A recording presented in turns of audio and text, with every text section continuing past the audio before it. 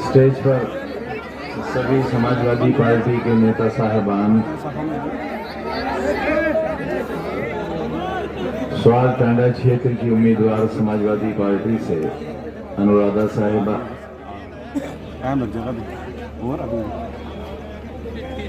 सभी धर्म, सभी जात और हर किस्म की सोच और फिक्र के स्टेज पर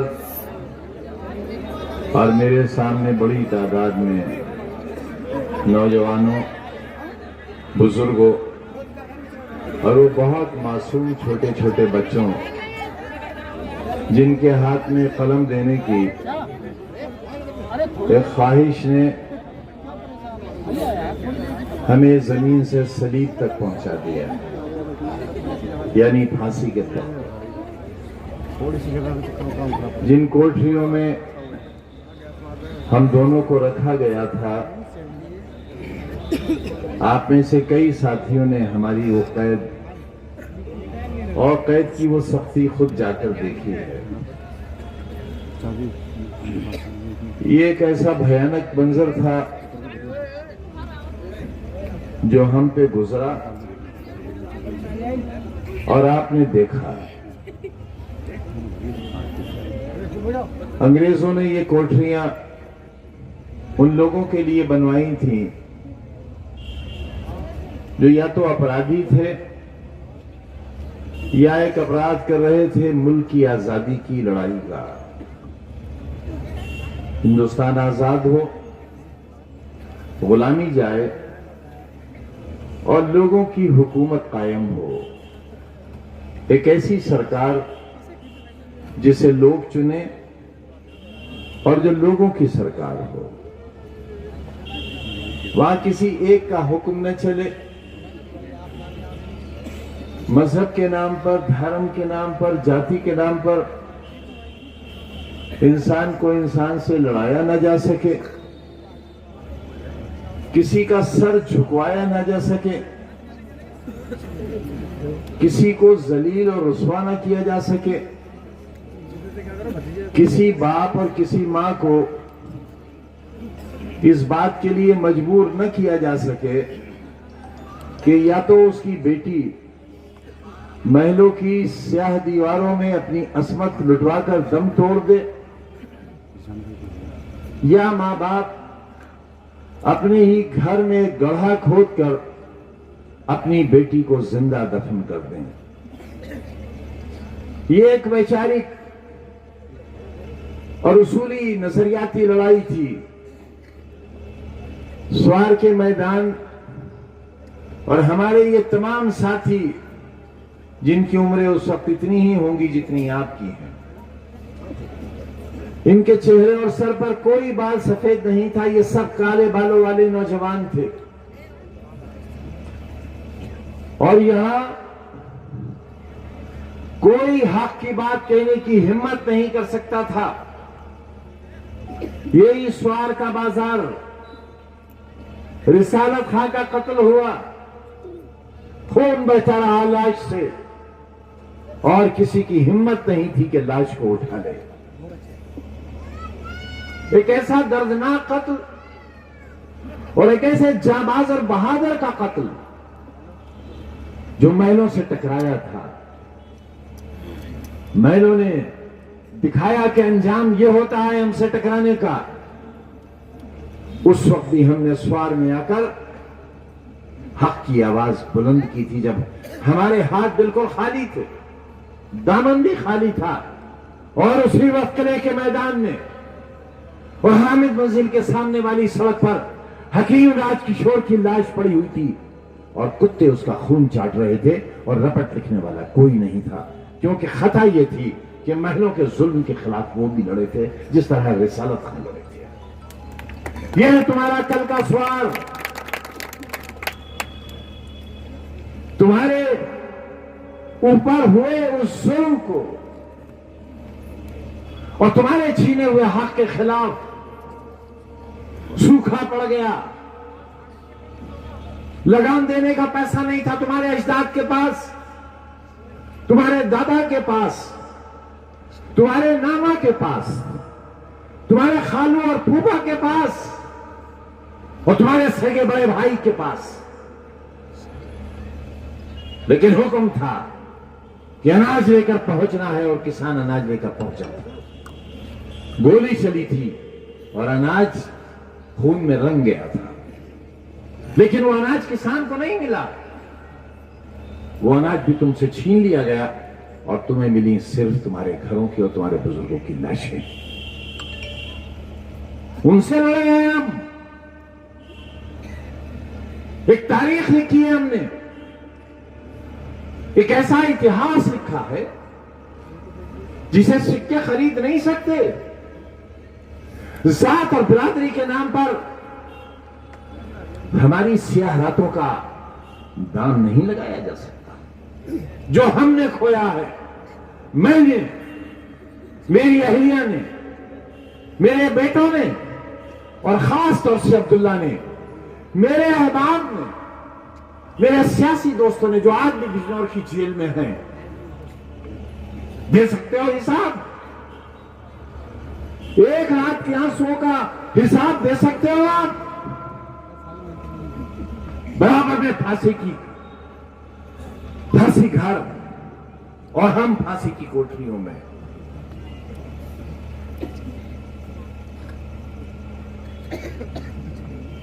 ये था मंजर, ये गुजरी है हम पर, लेकिन सौदा तो नहीं किया तुम्हारा। बेचा तुम्हें, तुम्हारा सर झुकने दिया कहीं? छीन ली 2 बार तुम्हारे विधायक की मेंबरशिप, इसलिए कि अभी कोई माई का लाल 150 करोड़ के हिंदुस्तान में अब्दुल्ला को इसलिए नहीं हरा सकता कि अल्लाह का सबसे पसंदीदा नाम है।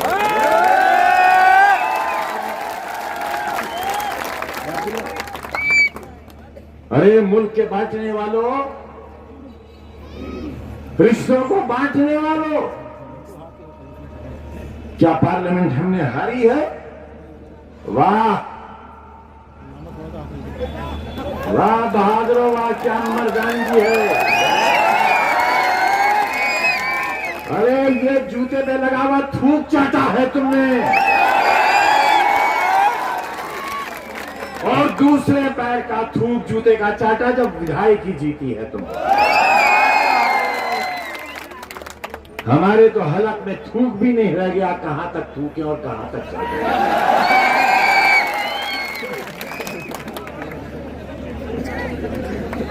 सीट यहां आई,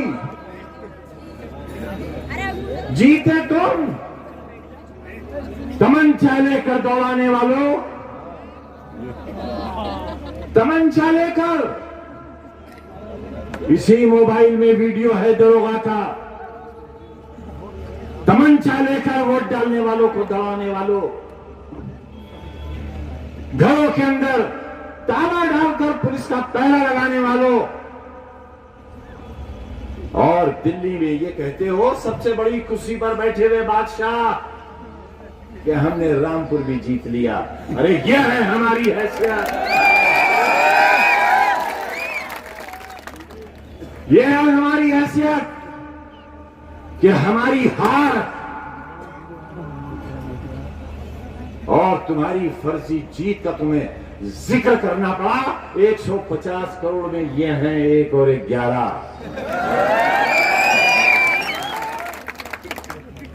ये स्वार की गलियां, स्वार की सड़कें और इसका विकास और बंटने वाला पैसा,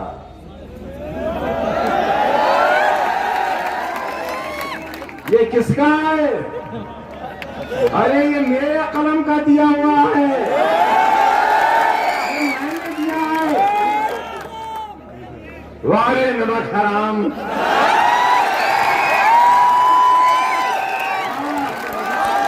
अरे बिरादरी की नाक कटवा दी, नाक कटवा दी। अरे तुम्हारी खुददारी और तुम्हारी असमत, और जिस बिरादरी का नाम डुबोते हो नबी करीम सल्लल्लाहु अलैहि वसल्लम से लेकर सुवार की गलियों तक एक टेस्टेड मोहर लगी हुई सच्चाई है। उसे बदनाम मत करो, उसे मत बदनाम करो। मैंने दिया था वो पैसा। अरे मेरे ही पैसे के मुझसे को रहा रहे हो।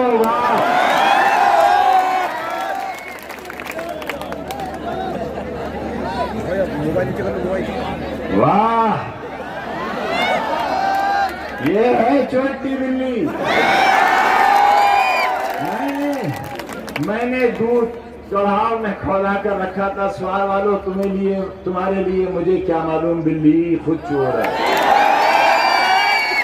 चाट गई सारी बालाई, पी लिया सारा दूध और कहां चढ़ाया?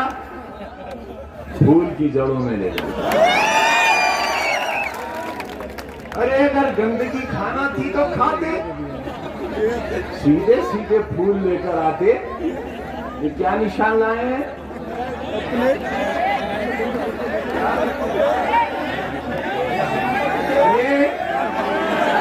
अरे डोंगरी ले आए होते, प्लेट लाए हैं। अच्छा, यानी टट्टी पर चांदी का बर्फ लगा के भूख खाएंगे, सीधे नहीं खाएंगे। हिम्मत की होती, अगर ईमान का सौदा ही किया था तो ठीक से किया, ताकि बेईमान वाले तुम्हारे साथ होते। सबको मालूम है क्या हो रहा है पूरे मुल्क में, किसे नहीं मालूम है? स्वार के जिंदा लोगों, जिंदगी का सबूत दो। और तुम अगर रंग और नस्ल में बटोगे, अगर जात और बरादरी में बटोगे, तो फिर तुमने और दूसरों में फर्क क्या रह जाएगा? कहां से संदेश दो? कैसे तुम्हारे इस साथी को जब उत्तर प्रदेश की सरकार बनेगी तो उससे मजबूत हिस्सेदारी क्यों मिलेगी? कैसे मैं अपने कलम से तुम्हारी गलियों को सजाऊंगा? तुम्हारी बस्तियों में खूबसूरती कैसे पैदा करूंगा? तुम्हारे बच्चों के लिए कलम कहां से लाऊंगा? कितनी दौलत है आपके पास, आप पर हमारे जैसा इम्तिहान क्यों नहीं गुजरा? इतना बता दो। मैं हर उस शख्स से जो हमारे बीच की कयादत की दावेदारी करता है उससे पूछता हूं कि जो हमारे साथ हुआ है क्या वो सही है? गुजरात हाई कोर्ट में राहुल गांधी साहब का मुकदमा बेर बहस और पहला नाम हमारा और अब्दुल्ला का आया और उसके बाद राहुल गांधी का नाम आया। यह है हमारे साथ जुल्म, हमारे साथ हुए जुल्म की आवाज सर चढ़कर बोली है। लेकिन न कलम को चाकू में बदला, न चाकू को तुम्हारे हाथों में बदला।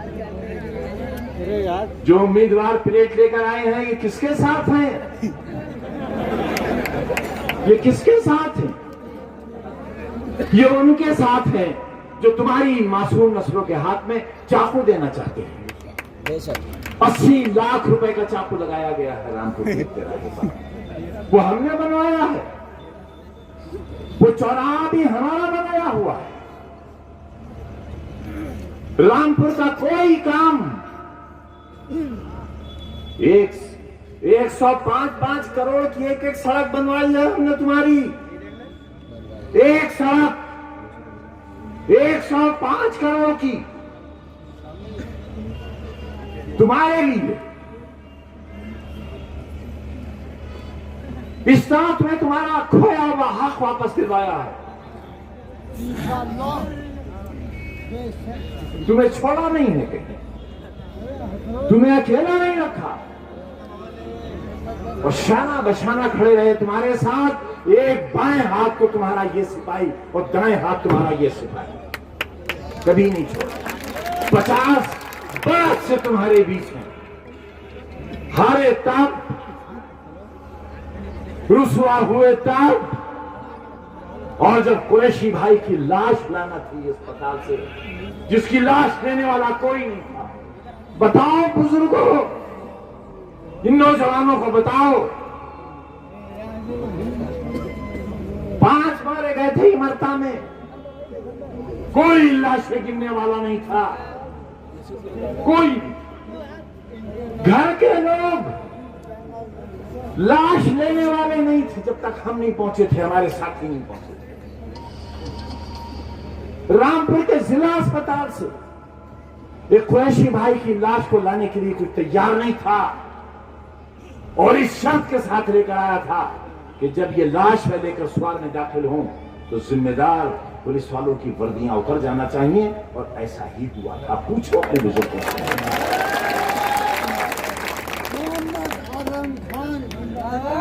मायूस मत हो, तूने शबे फिराक से घबराना है जिगर, अगर गमों की लंबी रात है मत परेशान हो। ऐसी भी कोई रात है जिसकी सफर न होगी, अब बड़ी हसीन सुबह होगी, इंशाअल्लाह उन लोगों की होगी जिनके हाथ में प्लेट नहीं होगी भीख मांगने के लिए, बल्कि तुम्हारी नस्लों के लिए कलम होगा उनके पास।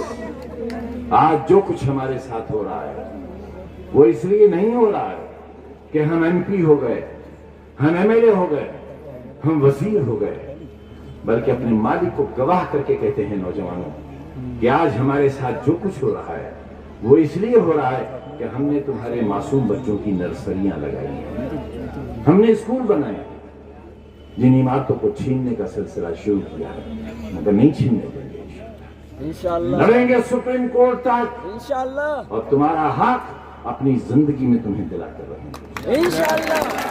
और जो यूनिवर्सिटी बनाई है तुम्हारे लिए, तो तुम्हारी कम नसीबी है कि तुम उसे देखने नहीं जाते। तुम जाओ, वहां की दरो दीवार से सबक लो, वहां की फिजाओं में मुअत्तर हो जाओ, वहां के खाना खुदा की जाकर ज़ियारत करो, वहां की मिट्टी को प्यार करो, और अहद लो वहां जाकर कि आने वाली तारीखों की, नस्लों की बफज़ल इलाही ये इदारा तकदीर बदलेगा। यहां से अफसर पैदा होंगे, साइंसदान पैदा होंगे, डॉक्टर और इंजीनियर पैदा होंगे। हम आपको ये खुशखबरी देकर अपनी बात खत्म करना चाहते हैं कि इस यूनिवर्सिटी से पढ़े हुए बच्चे इसरो में हैं, और दुनिया के कोने कोने में यहाँ के बच्चे यहाँ पर हैं। आप हमारी वेबसाइट पर जाकर देख सकते हो। यही है हमारा जुर्म और यही है हमारा गुनाह। अगर तुम चाहते हो कि ये नर्सरी खत्म हो जाए, तुम्हारी आने वाली नस्लों के हाथों से कलम छिन जाए, तो जो कोशिश और जो पौधा हमने लगाया है, फिर तुम अपने ही हाथों से उसमें जहर डाल देना और हमें भी उसी में दफन कर देना। हमें कमजोर मत होने देना, हमें मायूस मत होने देना, और अगर कभी हमारे आंख से आंसू टपके तो अपनी हथेली बढ़ाकर हमारे आंसू को जमीन पर जाया मत होने देना। अनुराधा चौहान हमारी आबरू है,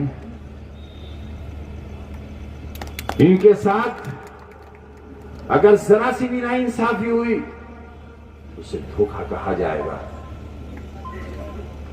और आज जो धोखा हमारे साथ हुआ है वो धोखा इनके साथ नहीं होना चाहिए। हमारे साथ फर्क यह है कि वो धोखा तुमने नहीं किया, वो धोखा किया है उन्होंने जिन्होंने हमारे कलम का नाजायज फायदा उठाया, हमारी मोहब्बतों का नाजायज फायदा उठाया, हमारी उन पर जो इनायतें थी उसका नाजायज फायदा उठाया। बात करो उन लोगों से जिनके साथ माफी मांगने लखनऊ गए थे, मैंने पकड़ ली थी कई चोरियां, उसी वक्त जेल चले जाते, माफ किया था मैंने। वो कल की हैसियत देख लो और आज की हैसियत देख लो, फैसला तुम्हारे हाथ है।